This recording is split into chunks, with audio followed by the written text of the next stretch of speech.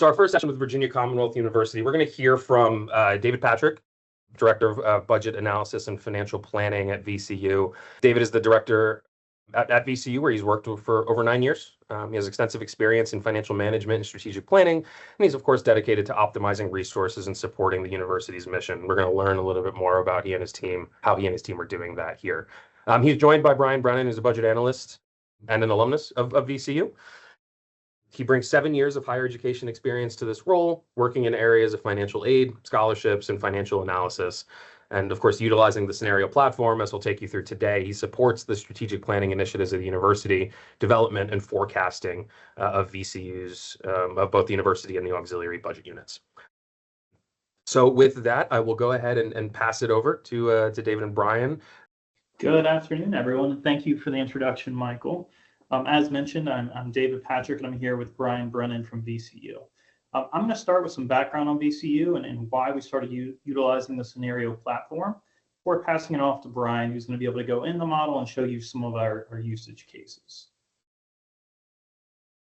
So our students, we have 28,594 students across all degree levels. We have undergraduate, graduate, and first professional programs in our schools of dentistry, medicine, and pharmacy here at VCU. 37% of our freshmen are first generational college students. 33% of our undergraduates are Pell eligible. 91% of our students are Virginia residents. Some things that we're incredibly proud of is that our graduates with a bachelor's degree earn on average 59% more than Virginia high school graduates. If you graduate with a master's degree, you earn on average 103% more than our Virginia high school graduates. And 66% of VCU's alumni reside in the Commonwealth after graduating. So to get into our kind of budget, so our all funds operating budget for the university is right around $1.6 billion. This does not incorporate the health system, which would be an additional around 3.4. Of that $1.6 billion of university operating budget, 52% of that is designated. So designated means things like grants and contracts, university funds from the foundation, things like hospital services and things of that nature that are really reserved for a specific function. The 48% of our education in general funds is really what I focus on mostly as kind of the budget director and on the operating side for the university overall. To dive into E&G a little bit more, on the revenue side and what supports it, we are supported 58% tuition and fees, 39% of the funding comes from the state, and other by 3%. This is a little bit of a shift in recent years. VCU has lost some enrollment, as well as our state funding has increased pretty significantly over the past 3 years. So if you were to ask me 3 or 4 years ago if this is where I expected us to be, I would have said absolutely not. But we've had a little bit of a turnaround. On the expense side on E&G, 74% of our expenditures are related to personnel. 8% go to scholarships, 7% go to contracted services, 5% for supplies, 2% for maintenance and repairs, 3% for insurance and utilities, and 1% for other.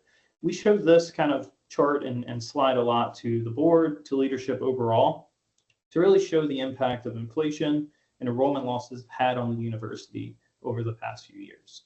A lot of the low-hanging fruit have been cut due to budget reductions, and it's really increased the importance overall for us to hit our targets both in this year and moving forward.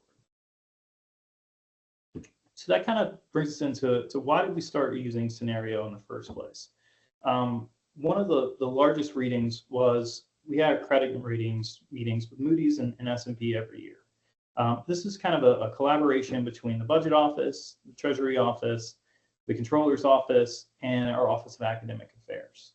Prior to having Synario, it was like a hodgepodge of we would all try to get together and scramble once the meetings were scheduled to try to get all the information that Moody's and S&P was asking for. We didn't have any consistent reporting. We didn't have any consistent framework. It was just going around and everyone who had a little piece of the puzzle was trying to put everything together. Having Synario kind of allowed us to have one consistent framework where everyone could go in and work. It also had allowed us to see exactly what Moody's and S&P were looking for throughout the year. And it really just made it easier to have these meetings, be consistent, and just overall reporting levels would be better for both units. One of the other big things that we were facing is capital projects. So we had one VCU master plan, which is all the capital projects and everything the university is planning really for the next 6 years. And what we do with that is, prior to Synario, it was made in an umbrella, pretty much completely under the VP for administration office. So budget, treasury, the controller's office, we would all get looped in somewhere around number 3 on this list, right, on project initiation. So that would be after the board approved it, they would come to us and say, okay, we need X amount of dollars. And we would say, okay, and we would have to work through the budgetary reactions to that, as well as to what that meant for our debt service levels overall. At VCU, we've gotten a lot more pinched over recent years for the amount of debt service that we have available to offer. I think that's something pretty much is a nationwide trend, but it's something really impacting us now with the current projects that we have, as well as anything kind of moving forward. So it's just something, as the years have gone on, it's something that's much more important for us to get involved from the beginning. The Synario really made that easier to show and show what the impact of various capital projects around the institution are going to have on our bottom line. This next slide really kind of shows what that looks like. So the black and the gray bars here are going to represent projects we already have online. The green line chart here represents our debt service levels that we have available. You'll see to the right, we currently have $211 million debt capacity.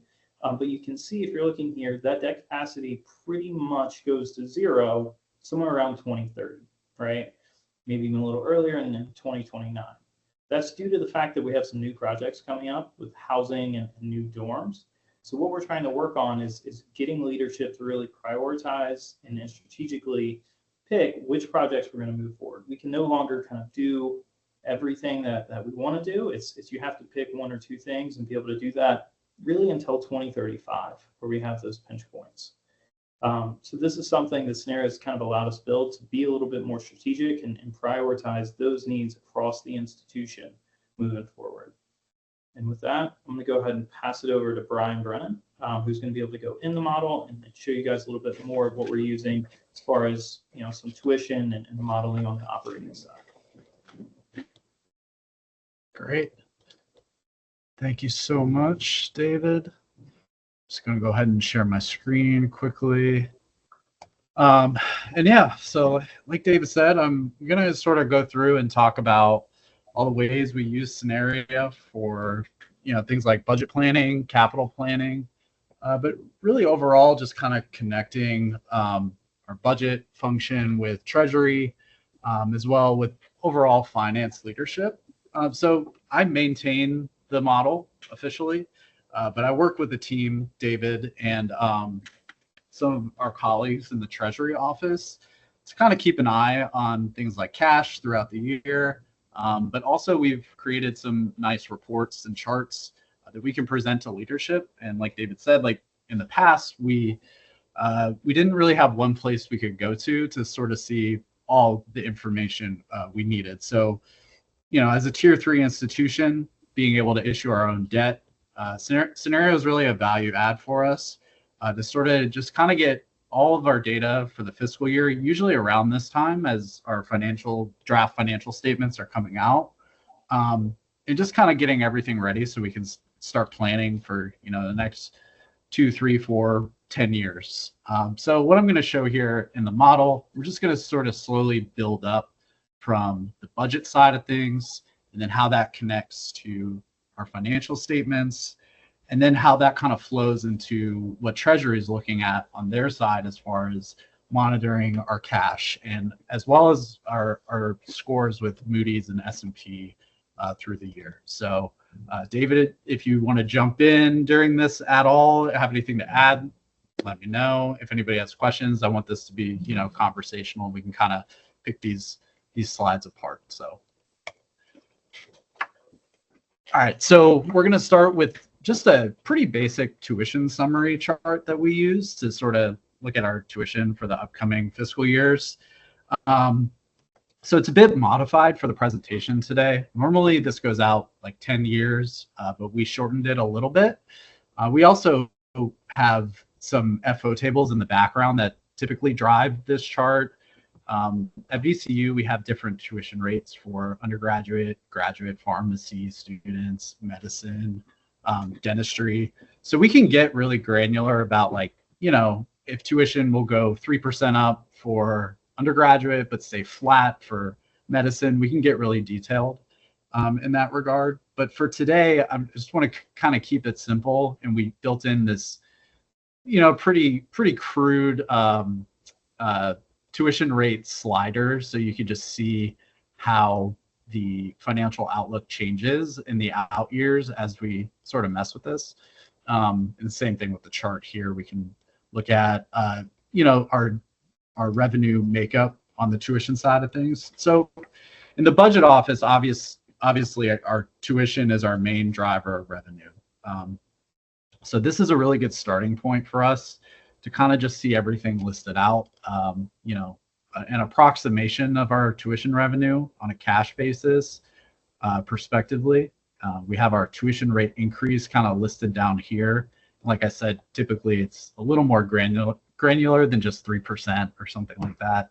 And then down here as well, we also have our FTEs, so like what we're expecting for our full-time equivalents for the year, as well as the actual tuition rates listed down here. And I kind of just have this sample FTE adjustment.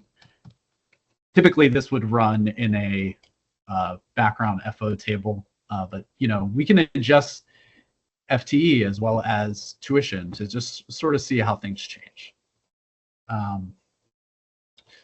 So on the flip side, we have our salary summary, which is the other side of our operating revenue and expenses. Obviously, like David said, this is our biggest driver for expenses on our E&G budget, which is basically our university budget, excluding our research fund and auxiliary funds and hospital funds. This is really our core academic budget. But what's really useful about this summary is we actually have all of our staff salaries listed here, not just for the university. And the reason we have it set up like this is so we can sort of, like I said, connect more to the financial statements and see how our budget planning is going to, impact our cash situation in the future. So yeah, the chart really helps us see the impact of salary increases at all funds. And why are salaries important for us to plan out? Well, the salary changes year to year can be highly variable. We really don't know until very late in the game what the state is going to do as far as mandating salary increases. So for instance, I started at VCU in 2017. I think we had one salary increase in 2018. It was flat for a couple of years. And then obviously over COVID, we had all this inflation. And then David, I don't remember exactly how much it was, but it was like a 7% salary increase.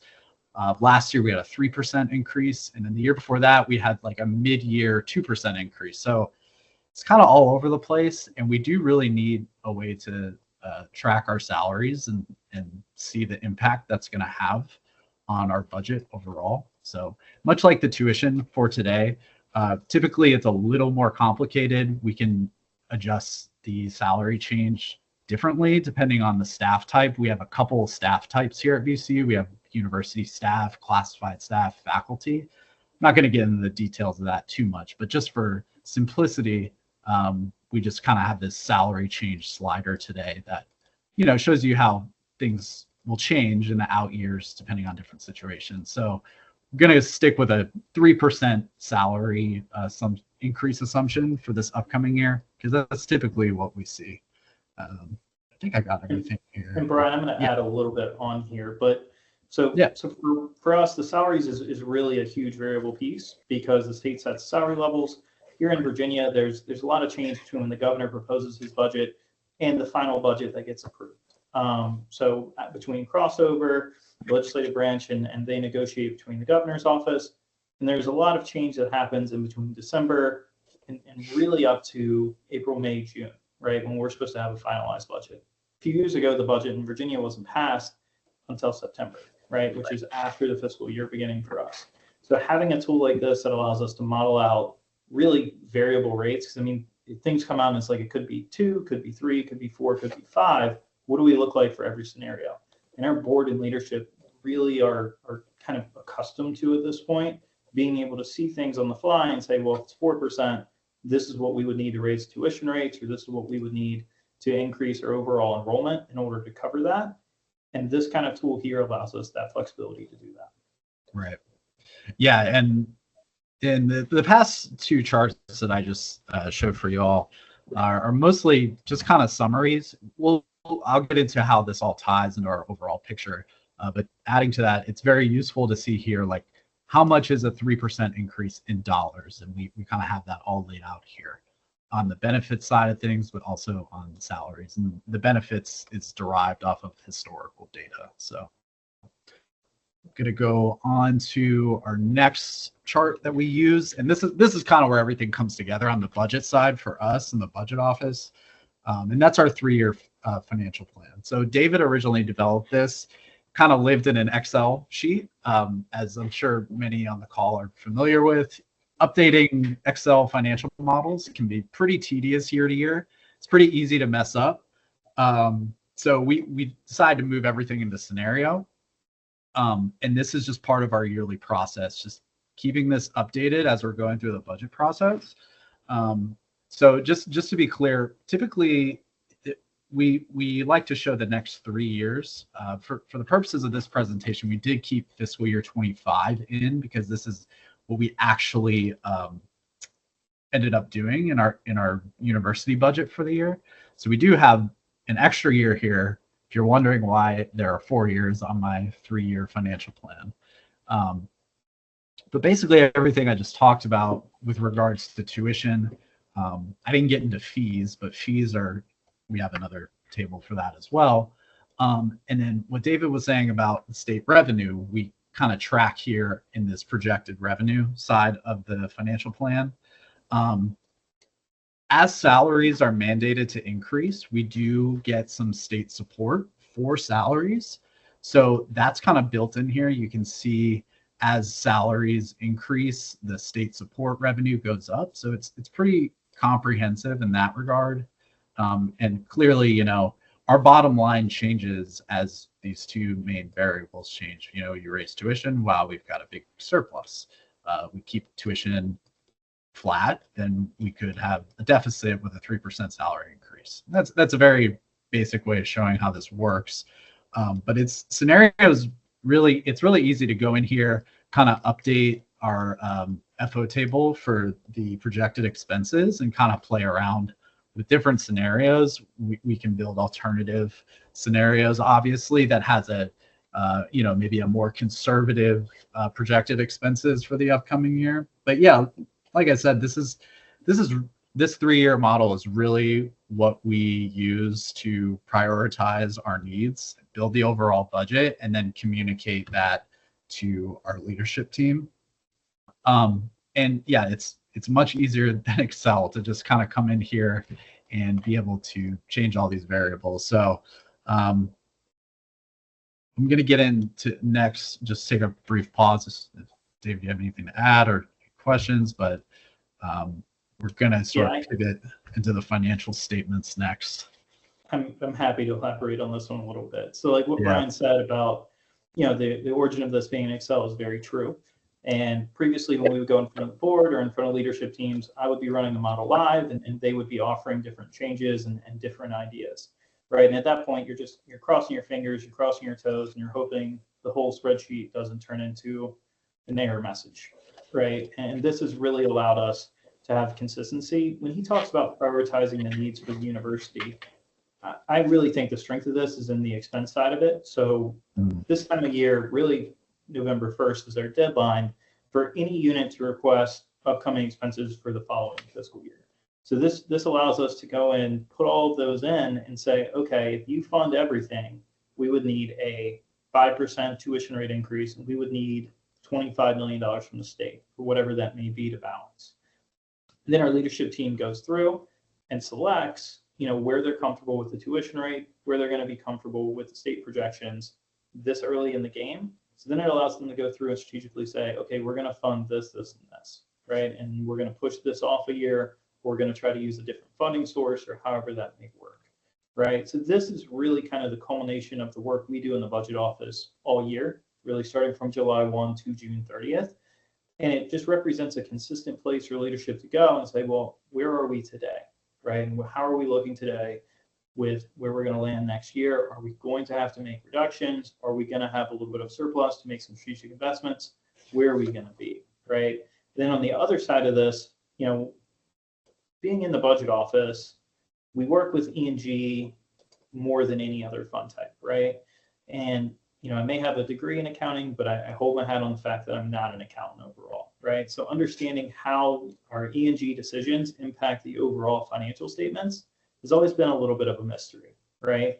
So by doing this and having this link to the financial statements on the back end, really opened our eyes to the decisions that we're making, and on the academic side, how they impact our overall bottom line, right? Because you see a lot of things like change on our end, or we'll see like cash be down, but then we don't see the things on like the investment returns or things like how our research dollars are doing, things like that, as closely as we do this stuff, right? And so being able to use this to see the overall picture is really a major part of kind of the success story with having an end scenario where it all feeds into one place overall. Yeah, very well said.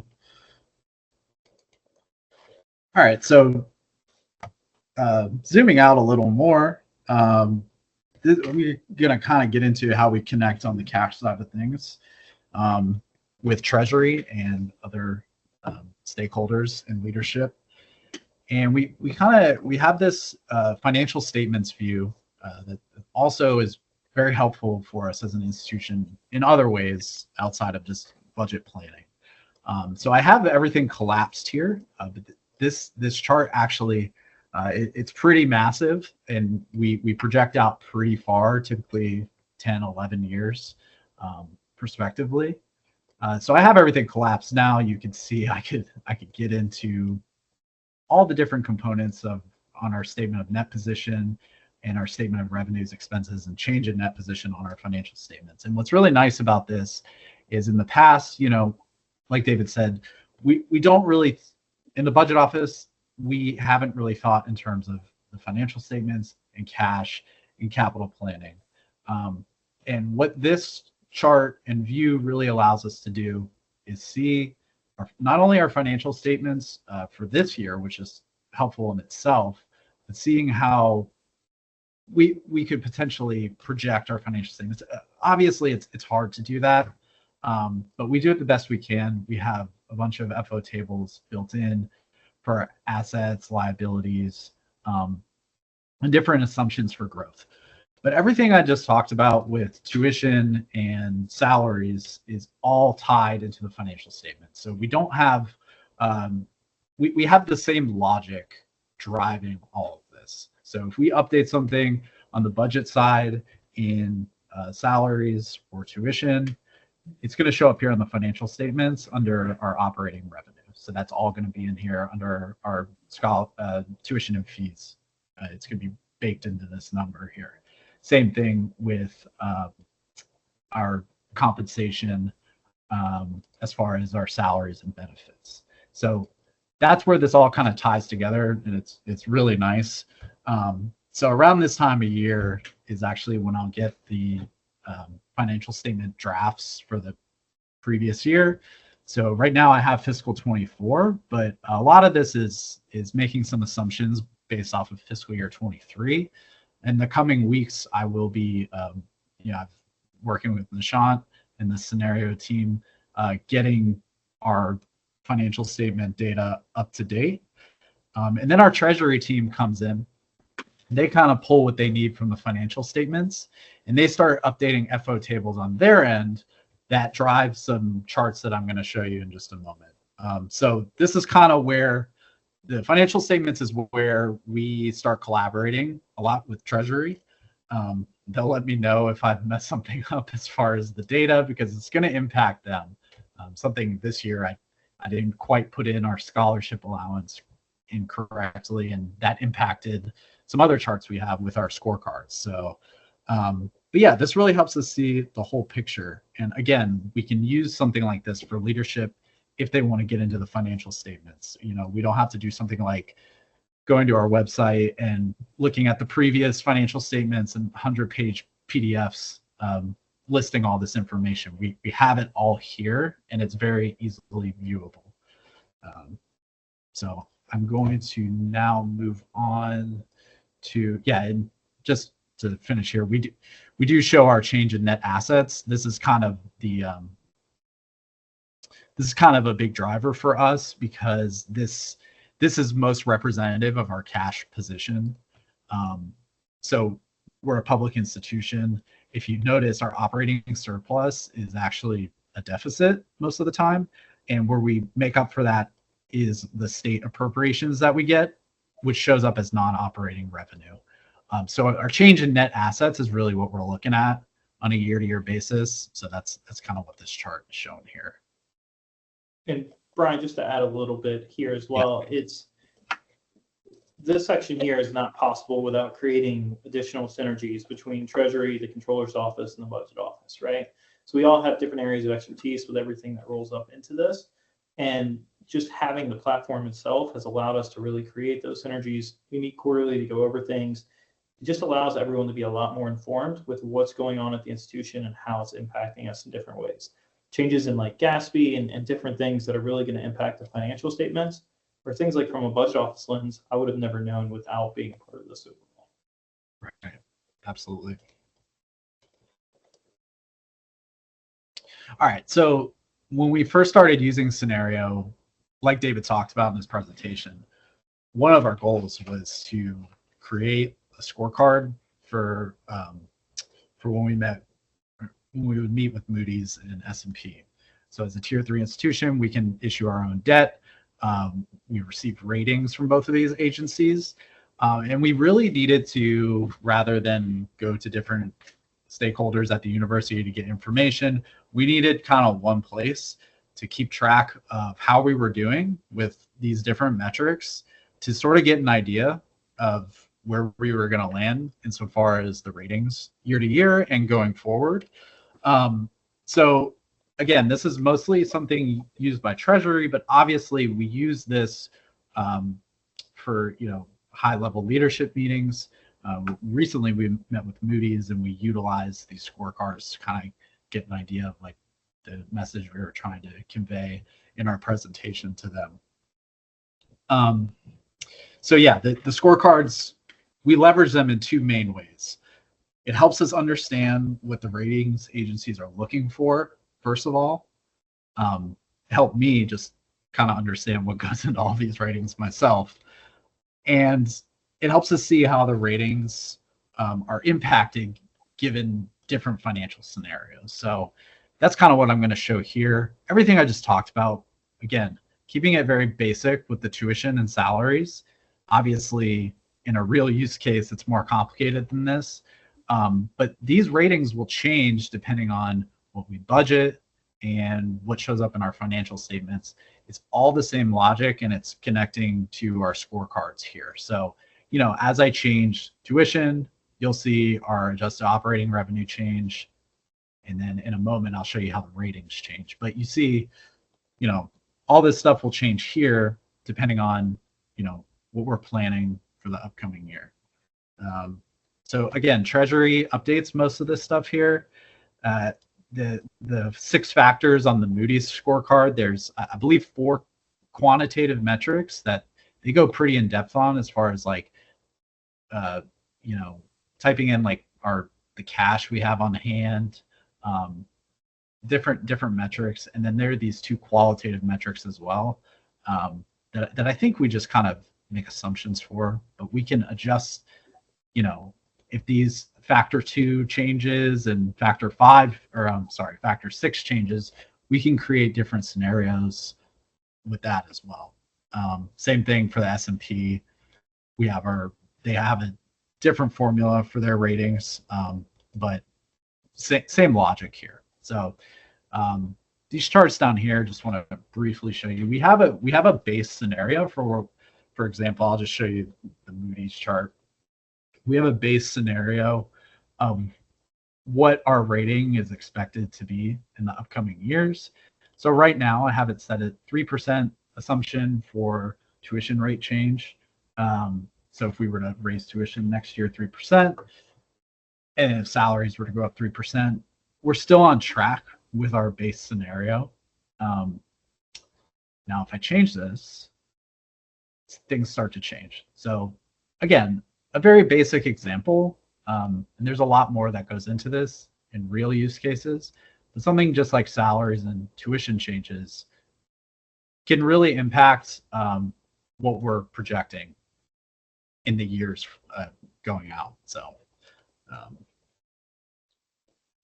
David, do you have anything to add here? Or, I really like the scorecards. I think they're fantastic and really give us a good idea of what's going on.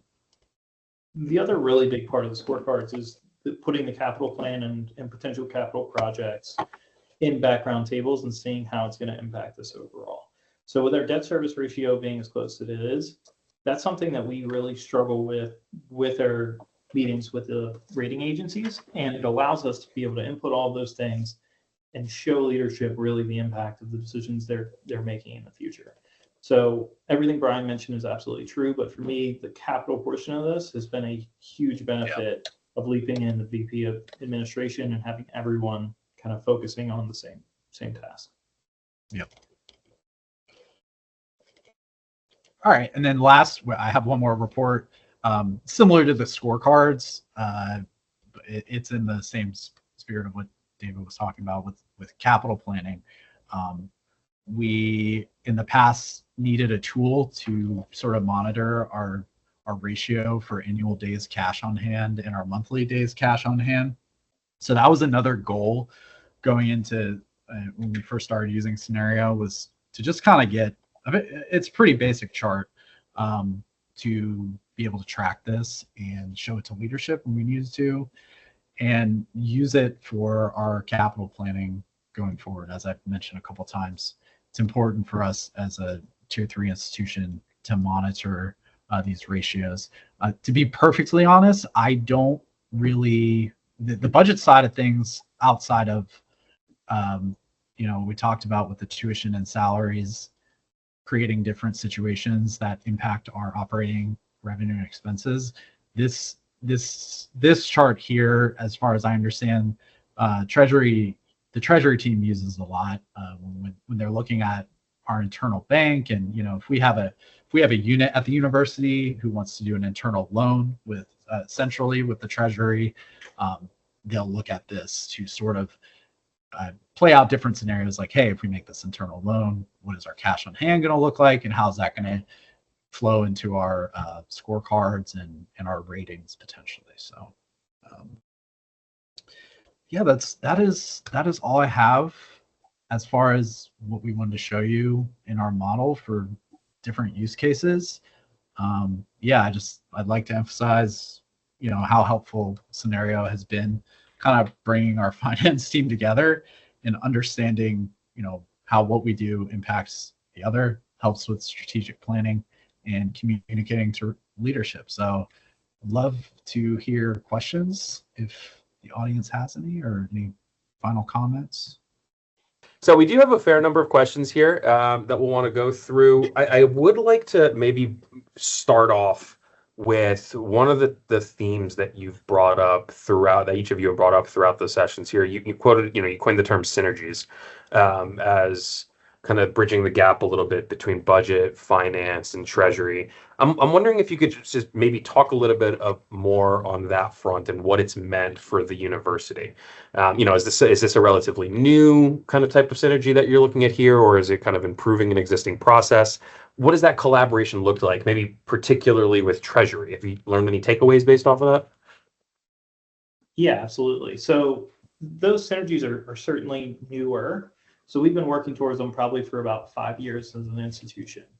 Something for me that I've seen over time here at VCU is the turnover rates within an institution are pretty consistent, right? So you're always going to lose some key people in different areas around the institution. And having something like Synario keeps things consistent, right? So before, if you were to work in an Excel sheet, or you were to work, just really well with a certain person, when they leave, or if they leave, then there's a big hole there, right? And then you almost have to rebuild that entire trust process and rebuild the whole process with a new person. Having like a system and a framework really allows that to be more consistent with time and just more seamless overall. What I've seen is, different units in finance, just in general, I don't think finance people are always the most social people and don't necessarily want to go out of their circle, right? So I think having a tool like this where they can go in, do their work, and really setting up consistent meetings around, okay, well, what is this? Has this been updated, on a quarterly basis? Where are we with this, and this? Really just kind of brings everyone to the table a lot more naturally than having to reach out across the aisle when in crisis or when a meeting's upcoming. Yeah, and also, so David Allen, who's our VP for budget and treasury, he just started working over treasury. So we've been working, at least, I've only been in the budget office for about a year, but I feel like in the past few months, we've been working a lot more with treasury, just because that's kind of, what David's doing now. And Synario is like a nice hub for us to sort of like all be on the same page, looking at the same thing. So on the budget side of things, we're helping with like a business plan for a unit, and treasury is working on, an internal loan, or they're looking at cash. We can kind of see pretty easily what they're looking at as well. It's not like a black box anymore. So yeah, there's definitely value to that type of transparency, right? It probably cuts down on the entire communication process.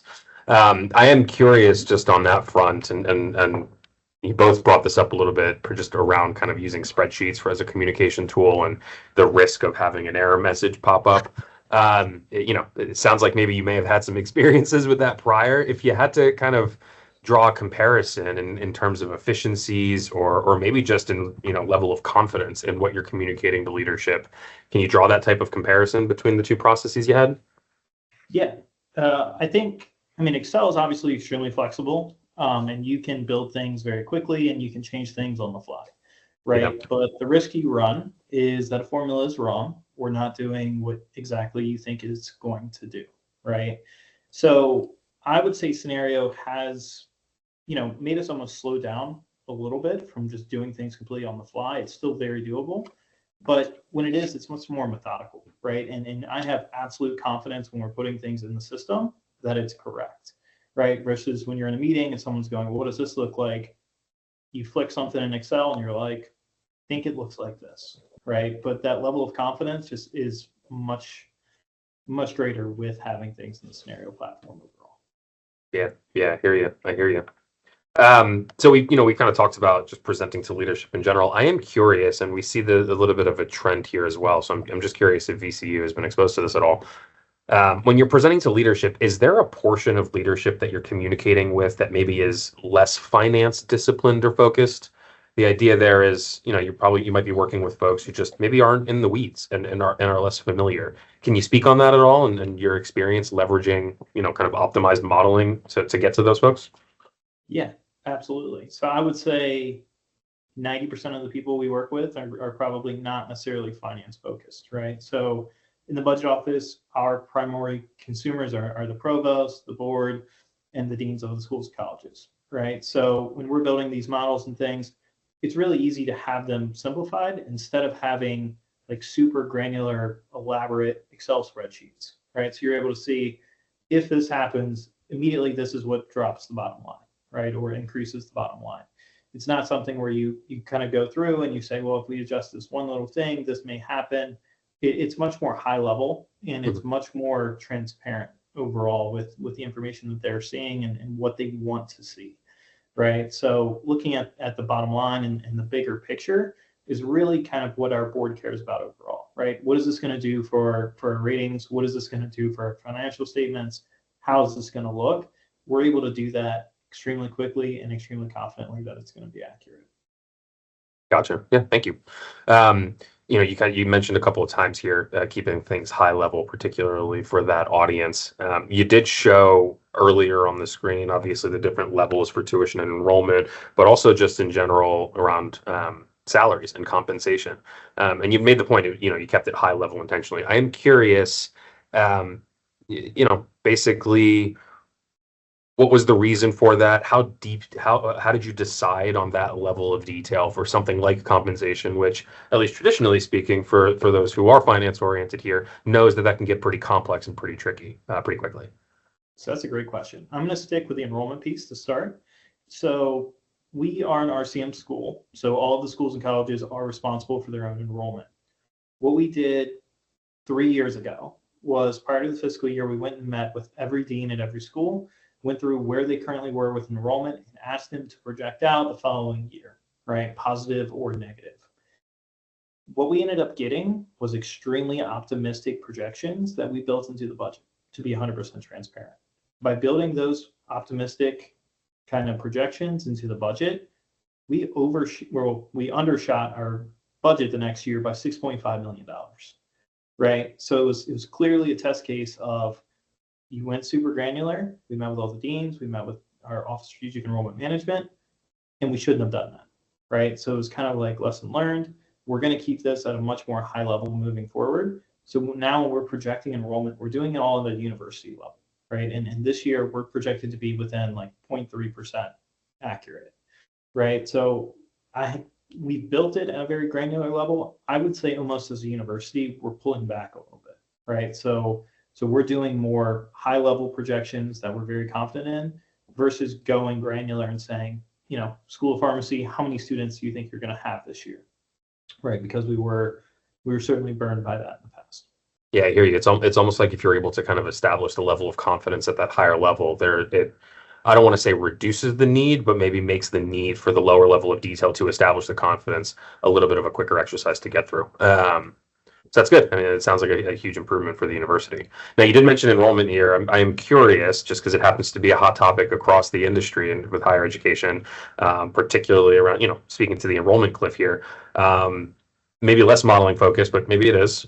Is VCU experiencing any effects on this front? And if so, are you implementing any steps to maintain the revenue outcomes that you're hoping to see?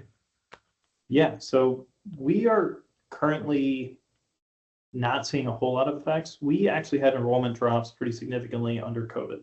So 2020, 2021, and 2022, we lost significant amounts of enrollment across the institution. The last 2 years, we've seen consistent growth. While small, it is growing, right? So our expectations, though, moving forward are kind of a slower level of growth than probably what we would have been expecting without the demographic cliff, right? So what we're trying to do more and more is work within the current resources that we have, which is difficult, right? With inflation, with state mandates and things of that nature. So what we're doing is getting more and more creative and having to dig deeper into the modeling to really understand where we're spending our resources and how to align them in the best way possible. We have just time for maybe a couple more questions here as we wind down, and I do see that there's a couple more in the chat, so I want to make sure we address those. And it's a couple here, so I guess I'll start off maybe a little bit more speaking to the experience that you have with the tool here, and just as you're getting this process up and running, just high level, how long have you all been using Synario? 5 years, Michael? Is that right? Yeah. Yeah, something along those lines. I want to say we started maybe 2018, 2019. The university used our what kind of a legacy product that here at PFM we offered that was Excel based. A little bit of a side note here. We recognize the issues that I think are very prevalent right now in the industry for financial planning that Excel kind of struggles with, and we moved over to the software. But yeah, I think it was right around that time, the 2018, 2019 timeframe. You showed a lot around ratings and ratios and KPIs, and it might be a little bit more a question for me, but I'll ask it for you all as the experts here. Does Synario generate the specific ratios for Moody's for public higher ed? Meaning, does your model take into account the different types of adjustments that Moody's may bring in for a public school? They do. Yeah, it does. And that's really a key component of it. I said earlier, I'm not an accountant, and I don't keep up as probably much as I should with all of the different changes that Moody's and S&P is looking for, right? And that's just not the main focus of my job at the moment. So working with you, Michael, and Nishan and the team in Synario is a real benefit to know when things are changing, to know how the system and how our scorecards are going to react to those changes. Really is a huge benefit and lift for us as a university. Gotcha. Yeah, great. And of course, agreed. And then I think just time for one more question here for the both of you. Are you using Synario at all for tracking institutional investment in research or sort of an ROI analysis on research in any way? So we're certainly using it to track our research expenditures. We are not currently using it as a track for ROI and research. That's certainly a hot topic that has been coming up around the institution. And I think it's going to be more and more prevalent, right? So faculty dollars obviously do not cover everything at VCU that we have to spend to bring in research and have research here at the university. So we are highly focused on that. It's something we probably could be looking into in the near future, but right now all of that's happening offline. Gotcha. Okay. Something we can explore in the near future here if you'd like. Alrighty, wonderful. I think we just hit our time block here. I want to thank you both very much for all of your contributions and your insights here. I think this has been a very helpful and informative session. Yep, that's great. Thank you so much.